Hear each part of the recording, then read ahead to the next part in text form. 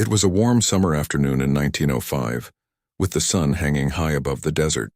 The Arizona landscape stretched endlessly, its dusty ground marked by the occasional cacti and rocks.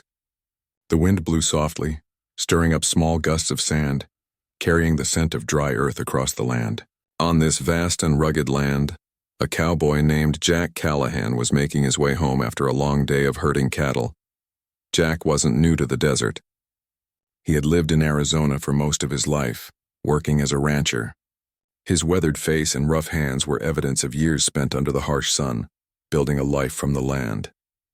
He had learned to respect the desert's silence and its dangers, but on this particular day, the peaceful desert was far from quiet. As Jack rode his horse along the dusty trail, a sudden noise broke the stillness. It was the sound of gunfire. His horse's ears twitched, and Jack instantly went on alert. In the distance, the smoke of gunshots could be seen rising above the horizon. His instincts kicked in, and without a second thought, he spurred his horse into action. He knew there was trouble ahead. Riding faster, Jack followed the sounds of the gunfire. As he neared the source of the chaos, he saw something that stopped him in his tracks. A group of men, rough-looking and armed, were attacking a small Apache tribe. The tribe, caught off guard, was struggling to defend themselves. Women and children were scattering, while the men of the tribe fought back as best they could. Jack knew that these men were no ordinary bandits. They were known raiders, responsible for causing destruction and terror throughout the region. But Jack couldn't just stand by and watch. He had learned many years ago that you had to stand up for what was right, no matter the cost. He was not the type to ignore a plea for help. His heart pounded as he rode closer to the fight, his hand gripping the reins tightly. He wasn't sure if he could do much to help, but he couldn't just turn away. With a deep breath, Jack drew his rifle from its holster and prepared to intervene. He aimed carefully, picking off two of the raiders before they even saw him coming. The remaining attackers, now aware that they were being fired upon, scattered and began retreating. Jack's heart raced, but he quickly refocused. He looked around, scanning the area for survivors. In the midst of the smoke and confusion, his eyes caught sight of a small figure lying on the ground. It was a little girl, no older than 8 or 9, and she was motionless. Jack's breath caught in his chest. He knew that if he didn't act fast, she would be left behind, vulnerable and alone. Without thinking twice, Jack kicked his horse into motion, rushing toward the girl. As he approached her, he saw that she had been injured, a bullet wound on her side, and she was bleeding heavily. Her eyes were closed, her face pale from the loss of blood. Jack didn't hesitate. He dismounted quickly, scooping the girl into his arms. She was light, fragile, and he could feel her warmth slipping away. "Hang on, little one," Jack muttered to himself, his voice thick with worry. He needed to get her to safety fast. He could hear the faint sounds of the raiders retreating, but he didn't know if they would return. There wasn't a moment to waste. With the girl cradled carefully in his arms, Jack mounted his horse again and spurred it forward, riding away from the scene of the attack. His heart was racing, not just from the adrenaline but from the deep sense of responsibility he felt. This little girl had no one else to rely on, and Jack had made a silent promise to protect her. For hours, Jack rode through the desert, seeking shelter. His mind raced with worry, but he didn't stop. As the sun began to set, casting a golden glow across the horizon, he finally spotted a small homestead in the distance.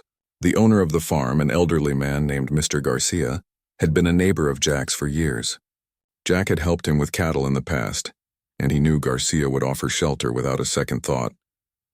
When Jack arrived at Garcia's farm, the old man was sitting on his porch enjoying the cool evening breeze. His eyes widened in surprise when he saw Jack approach holding the unconscious girl. "Jack, what's happened?" "Who's this?" Mr. Garcia asked, concern filling his voice. "This little one's been hurt," Jack replied, his voice strained. "She's Apache. I found her out in the desert, left behind after the raid. She needs help, Mr. Garcia. She's bleeding badly." Without waiting for a response, Jack carried the girl into the house. Mr. Garcia immediately sprang into action, helping Jack set her down on a bed. The two men worked together, doing their best to tend to her wounds with the limited supplies they had. Jack used his shirt to bandage her side, while Garcia boiled water and prepared herbs that might help with the pain. For hours they worked in silence, the only sounds being the occasional rustle of the wind outside and the quiet murmurs of the men, The girl's breathing was shallow and Jack's heart felt heavy in his chest. He kept telling himself that he had to save her, that he couldn't let her die. It was the promise he had made when he first picked her up in the desert, and he wasn't about to break it now. Finally, after what seemed like an eternity, the girl stirred. Her eyes fluttered open and Jack let out a breath he hadn't realized he was holding. "Hey there," Jack said gently, offering her a small smile. "You're safe now." The girl blinked, her eyes wide with confusion. She seemed to be taking in her surroundings, not fully understanding what had happened. She opened her mouth to speak, but no words came out at first. Finally, in a hoarse whisper, she managed, Who are you?" "My name is Jack," he said softly, "Jack Callahan. I found you in the desert. You were hurt, but you're going to be okay." The girl's eyes locked onto his and something in her expression softened. She wasn't used to kindness from strangers, especially from someone who wasn't Apache. But there was something about Jack, something in the way he spoke, the way he cared, and that made her trust him. "Thank you," she whispered. And in that moment, Jack knew that he hadn't just saved a life. He had made a promise to this little girl, and he was determined to keep it. She wasn't just a stranger anymore. She was someone he would never forget. Jack sat beside her through the night, keeping watch as she slept. And as the stars twinkled in the desert sky, he couldn't shake the feeling that this was the beginning of something far bigger than either of them could have imagined. As the days passed, the little girl's condition improved slowly but steadily. Jack had stayed by her side, not leaving her for more than a few moments at a time. Mr. Garcia, too, had done all he could to help, offering medicines and advice from his years of farming. But Jack's mind was preoccupied not just with the girl's health, but with the memories that seemed to come rushing back with every moment they spent together. He had nearly forgotten about the promise he made that day in the desert. It was a promise made out of desperation, a promise made when everything around him had seemed so uncertain. At the time, he hadn't expected to keep it, but here she was in his care, safe from the chaos that had almost taken her life. The girl, whose name Jack had learned was etched, had been quiet at first. She hadn't spoken much, only asking a few questions when she awoke from her unconscious state, but Jack could tell that her silence wasn't from fear. It was as if she were lost in thought, trying to understand what had happened to her world. On the fourth day after the raid, etched was sitting up in the small bed Jack had set up for her. The room was dim, with only the soft light of the late afternoon sun streaming through the window. She looked out over the farm's fields, her eyes distant as if she were remembering something far away. Jack watched her from across the room, a gentle smile on his face. He had grown fond of the girl, and it wasn't just because he had saved her. There was something about her that stirred his heart. Her strength, even in this fragile state, impressed him. She wasn't like the other children he had seen over the years growing up in the desert. Etched had a quiet power in her, one that seemed to speak of something much older than her years. "What do you remember, etched?" Jack asked softly, breaking the silence. She turned to look at him, her dark eyes full of uncertainty. For a moment, Jack thought she might not answer, but then she spoke, her voice still raspy from the wound. "I remember the sound of horses," she said slowly, her eyes drifting to the window, "and then the smoke. The fire, my people, we had to run." She paused, her face turning somber. "I was left behind." Jack's heart tightened at her words. He couldn't imagine the fear she must have felt. The girl had witnessed a raid, lost her family, and been left to fend for herself in a cruel and unforgiving desert. "I'm sorry," Jack said quietly, his voice full of empathy. "I should have gotten to you sooner." Etched shook her head slightly. "No, you came when I needed you most. You saved me." Jack was quiet for a moment, unsure of how to respond. He had always believed in doing the right thing, but the depth of his actions seemed so much more profound now.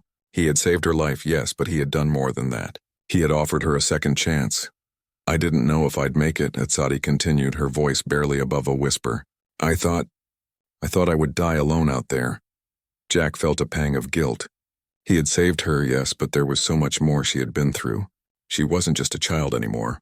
She was a survivor, someone who had seen too much for her age. "You're safe now, etched," Jack said gently. "You're not alone. I won't let anything happen to you." She turned to face him then, her eyes searching his face as if trying to understand the depth of his words. There was something in her gaze that softened Jack's heart. She wasn't just the little girl he had rescued anymore. She was becoming a young woman in front of him, and the bond they shared was stronger than anything he had expected. As the sun began to set, painting the sky with shades of orange and pink, Atsadi asked, "What will happen to me now?" Jack paused, his mind racing. He had thought about this question, but he had no easy answer. His life as a rancher had been simple. He had built his farm, raised cattle, and lived a quiet existence. But now everything seemed different. Atsadi was here, and she needed more than just a safe place to rest. She needed guidance. She needed a future. "I don't know," Jack admitted, his voice filled with uncertainty, "but I'll make sure you're safe. I'll make sure you have everything you need." Atsadi smiled, though it was small and uncertain. "I've never had a place like this before. I don't know what I would do without you."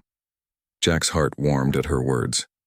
In that moment, he knew that he couldn't just send her away, even if he didn't have all the answers. Atsadi wasn't just some lost child who had wandered into his life. She was someone he had promised to protect, and now he couldn't imagine turning his back on her. For the next few days, Jack and Atsadi settled into a new rhythm. She spent more time out of bed, slowly recovering from her injury. Mr. Garcia had brought over more supplies, and they worked together to heal the wound properly, though the scarring would always remain. But it wasn't just the physical healing that mattered. Atsadi had a lot to process, a lot to understand about what had happened to her family, her tribe, and herself. During these quiet moments, Jack would tell her about life on the ranch. He spoke of cattle drives, the desert storms, and the simple joys of a quiet life under the stars. Atsadi listened intently, soaking in his words. She had grown up in a world where survival was a daily struggle. But Jack's stories painted a different picture, one of a life that could be simple, peaceful, and full of hope. One afternoon, as Jack worked on the fence outside, Atsadi came to him, her eyes full of determination. "Jack," she said firmly, "I need to go back. I need to find my people." Jack stopped what he was doing, surprised by her words. He turned to face her, wiping his brow with his sleeve. "Atsadi, it's dangerous out there. You're not strong enough yet." "I know," she said, her voice steady, "but I can't stay here forever. My people need me. I need to find them." Jack felt a tightness in his chest. He didn't want to let her go. He had grown to care for her deeply, and the thought of losing her made him uneasy. But he also understood. Atsadi had a life to return to, a duty to her tribe. She couldn't stay in hiding forever. "I'll help you," Jack said, his voice firm. "We'll go together. You don't have to go alone." Atsadi looked at him, her expression softening. For the first time since she had arrived, Jack saw a flicker of hope in her eyes. "You'd help me?" "Of course," Jack said, stepping toward her. "I made a promise, didn't I?" In that moment, Atsadi knew that Jack's promise wasn't just some empty words. He meant it. She wasn't alone anymore. She had a place, a future, and no matter how far she would go, Jack would be there to help her, just as he had promised. The morning air was cool as the sun began to rise over the vast desert. Jack Callahan stood outside on the porch, gazing out at the landscape before him. The quiet of the morning was always his favorite time of day. The golden light cast long shadows across the earth, and the sounds of birds and the wind were the only things that broke the stillness. For the past few days, life on the ranch had settled into a routine. Jack had made sure Atsadi was well taken care of, and they worked together to maintain the farm. Atsadi, though still recovering from her injuries, had proved herself capable of handling small tasks around the property. She was a fast learner and seemed to pick up on things quickly, despite the many changes she had faced in such a short period of time. But despite the progress, Jack still noticed a quiet sadness in her eyes. She hadn't spoken much about her family or the raid since the day she first told him about it. Jack knew that Atsadi still felt the weight of losing her people, and the uncertainty of not knowing if they were alive or dead. He could see it in the way her gaze would sometimes drift to the horizon, as if searching for something she could no longer find. He tried not to think about the future, but deep down, Jack knew that it was only a matter of time before Atsadi would want to return to her people. She had expressed a desire to find her tribe, but Jack had insisted that she wait until she was fully recovered. He would not let her go alone. He had made a promise to protect her, and that promise was something he could not break. But despite his best efforts to keep things calm, Jack knew he couldn't keep Atsadi here forever. She had a life waiting for her, and she would need to find her way back home when the time was right. One particular afternoon, as Jack was working on the fence near the edge of the property, he heard the sound of hooves approaching from behind. He turned around, wiping the sweat from his brow, to see a lone rider on horseback making their way toward the ranch. The rider was a woman, dressed in traditional Apache clothing. She had long, dark hair, and her face was hidden beneath the shadow of a wide-brimmed hat. As she rode closer, Jack could see the glint of a rifle strapped to her back. Her posture was confident, yet there was something about her that seemed to carry an air of mystery. Jack stood still for a moment, wondering who this woman could be. He hadn't seen anyone like her before. She was not one of the local settlers, and she didn't look like a bandit. She looked different. The woman approached slowly, her horse's hooves making soft thuds against the dirt as she came to a stop in front of Jack. She dismounted gracefully, her movements calm and deliberate. Jack watched her closely, his hand instinctively reaching for the rifle he kept at his side, though he didn't feel any immediate danger. There was just something about this woman that made him uneasy. "Are you Jack Callahan?" the woman asked, her voice steady and strong. Jack raised an eyebrow. "I am, and you are. My name is Atsadi, and I've come to speak with you." Jack's heart skipped a beat. He stared at her, taking in the familiar name. This woman's presence had shaken him. She had the same name as the girl he had rescued from the desert. But this wasn't the same young child he had found days ago. This woman before him carried the weight of years of wisdom and strength, a far cry from the injured, silent girl who had barely opened her eyes when Jack had first met her. You're Atsadi?" Jack asked, his voice barely a whisper. The woman nodded, her dark eyes locking with his. "Yes, I've come a long way to find you, Jack Callahan. It's been many years since that day in the desert." Jack blinked, confused. He took a step forward, feeling the urge to ask her 1,000 questions. "But you were a child. How is it that you're here now?" Atsadi's lips curled into a small, knowing smile. "I'm not the little girl you once knew. I've grown, Jack. I've become who I was always meant to be." Her voice carried a certain strength, a quiet confidence that Jack hadn't expected. Jack was silent for a moment, unsure of what to say. He had saved this girl's life all those years ago, and now here she was, standing before him as a woman. She seemed older than her years, but there was still something familiar about her. He couldn't shake the feeling that fate had brought her back to him for a reason. "I don't understand," Jack said slowly, taking another step toward her. "Why are you here? What do you need from me now?" Atsadi looked out over the vast desert, her gaze distant as if recalling memories of a time long gone. "I've come because I need your help, Jack. I've spent all these years searching for my people, my tribe. But the desert is unforgiving and the world is changing fast. I can't do this alone." Jack's heart tightened as he listened to her. He had known that Atsadi would eventually want to return to her people, but he hadn't expected it to come so soon. He had hoped that somehow she would stay with him a little longer, that they could find a way to rebuild their lives together. But this was something that had always been out of his control. Atsadi had a destiny of her own, a life that was far different from his.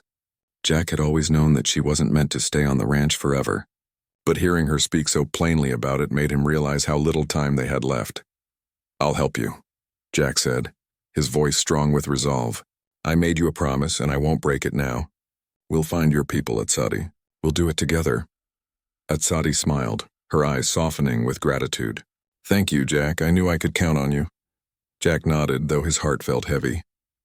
The promise he had made to her so many years ago was finally coming full circle, but there was a part of him that didn't want to let her go. She had become a part of his world, a part of his life. The thought of losing her now filled him with a deep sadness. But Jack knew what he had to do. Atsadi had come back into his life for a reason, and now it was his turn to help her find her way home. The desert was a vast and dangerous place, but Jack was no stranger to it. He had spent years navigating its many dangers, and he wasn't about to let Atsadi face it alone. Together, they would find her people. And perhaps, just perhaps, Jack would find something he had been searching for all along.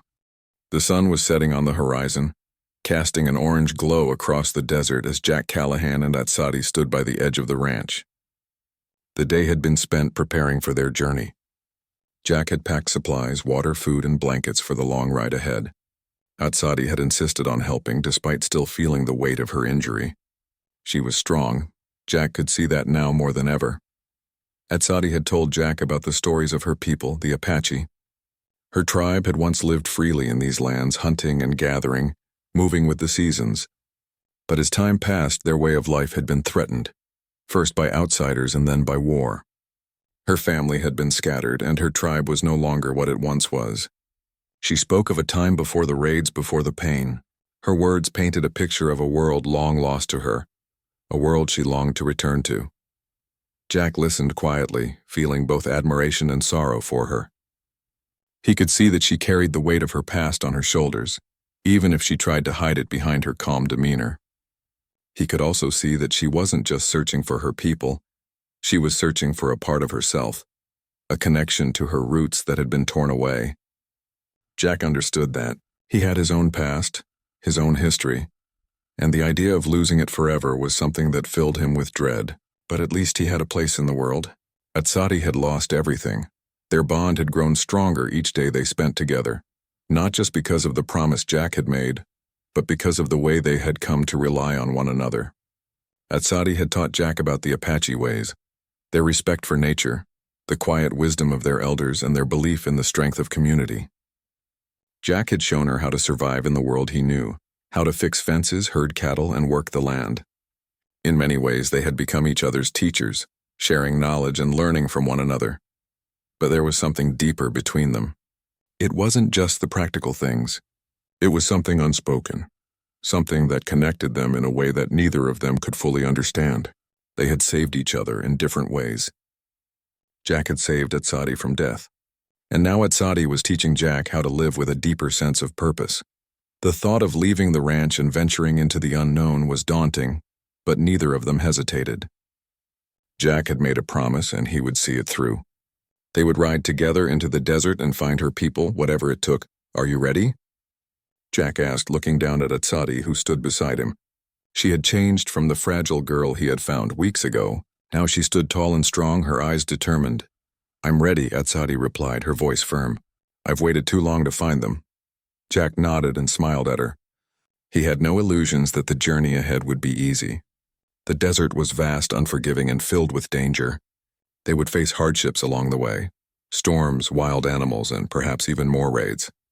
But Jack had learned to trust his instincts, and right now, his instincts told him that this was the right thing to do. Atsadi needed to go, and Jack would be there to make sure she didn't face it alone. They mounted their horses and rode off into the desert, the cool night air wrapping around them as the stars began to twinkle above. The sound of hooves on the dirt was the only noise in the stillness. Jack kept a steady pace, knowing they would need to conserve their energy for the days ahead. Atsadi rode beside him, her eyes scanning the landscape, always alert. The desert was beautiful in its own way, vast, endless, and full of mystery. The sand stretched out as far as the eye could see, dotted with scattered cacti and shrubs. It was a place that both welcomed and warned those who traveled through it. Jack had spent years in this land, but even he couldn't say he understood all of its secrets. As they rode on, Jack couldn't help but steal glances at Atsadi. She seemed so at peace, yet there was a quiet intensity about her that Jack had come to recognize. She was determined, not just to find her people, but to reclaim a part of herself that had been lost. He admired her strength. After several days of travel, they reached the edge of the desert where the land began to change. The dry earth started to give way to rocky hills and sparse forests. The air was cooler, and the scent of pine filled the breeze. Jack could see that Atsadi was growing more anxious as they drew closer to her tribe's former lands. This was the place she had been searching for, and Jack knew that the closer they got, the harder the journey would become. One evening, as the sun began to set and the temperature dropped, they stopped to make camp. They set up a small fire, its crackling warmth contrasting against the cold night air. Jack worked quickly to prepare some food while Atsadi stood a little apart, her eyes fixed on the distance. "Atsadi," Jack called gently. "Are you all right?" She turned to him, her expression soft but distant. "I'm fine, just thinking." Jack gave her space but couldn't help but worry. The closer they got to finding her tribe, the more the weight of her past seemed to press down on her. Jack knew that Etched had never fully recovered from the loss of her family and her people. This journey wasn't just about finding them, it was about healing the part of herself that had been broken. "I know it's not easy," Jack said after a moment, his voice soft but firm. "But we'll get through it. You're not alone." Etched met his gaze, her eyes full of gratitude and sorrow. "I know, I just don't know what I'll find when we get there. I don't know if they'll still be there. Or if they'll even accept me." Jack set down the food he was preparing and walked over to her, placing a hand on her shoulder. "No matter what happens, you have a place here. You've got a future, Etched, and I'll be right beside you." She smiled faintly, the weight of her worries momentarily lifted. "Thank you, Jack. I don't know what I would have done without you." Jack smiled back, but there was a bittersweet feeling in his heart. He had always known that their time together would come to an end. Etched had a life waiting for her, a people to return to, and Jack had his own place in the world. But what they had shared, what they were sharing now, was something neither of them would forget. That night, as they lay beneath the stars, Jack couldn't help but feel a sense of peace. The desert had always been a place of mystery, but tonight it felt different. It felt like a place of possibility, a place where two people, once strangers, could find their way home. The next morning, they set out again, the horizon stretching endlessly before them. The journey was far from over, but Jack knew that together, they could face whatever came next. Etched had found her strength again, and Jack had found something he hadn't known he was looking for: purpose and a sense of belonging. They rode on side by side, with the open desert ahead of them and the promise of a future waiting just beyond the horizon. The journey had been long, and the land had grown more rugged as Jack and Etched traveled deeper into the mountains. The desert had finally given way to rocky terrain, with steep cliffs and narrow valleys surrounding them. The air had become cooler, and the winds had begun to bite at their faces, signaling the change of seasons. But despite the challenges, Etched had never seemed more determined. They had ridden for days without seeing another soul. The silence of the mountains was overwhelming, broken only by the occasional rustle of a breeze or the sound of hooves on gravel. At night they would camp beneath the stars, their campfire flickering in the darkness. It was during these quiet moments that Jack could see how much the journey was affecting Etched. She had grown more silent as the days passed, her eyes always searching the horizon, as if she were waiting for something, or someone. Jack had been there for her through every step of the journey, offering support when she needed it, and giving her space when she asked for it. He had learned to understand her unspoken thoughts, and he knew that she was struggling with uncertainty. Would she find her people? Would they accept her? Would the wounds of the past ever truly heal? Jack, too, had his own worries. He cared for Etched deeply, more than he had ever expected to. He couldn't help but think about what would happen when the journey was over. Etched had her own life to return to, a people to reconnect with. And Jack, despite all the memories they had made together, had his own life to continue. His ranch, his work, his solitude. He knew that no matter how strong their bond had grown, their paths would eventually diverge. But that was a problem for another day. Right now they were here together on this journey, and Jack would not allow fear of the future to cloud the present. It was on the 5th day of their journey through the mountains that they saw it. In the distance, a campfire flickered against the darkening sky, barely visible through the trees.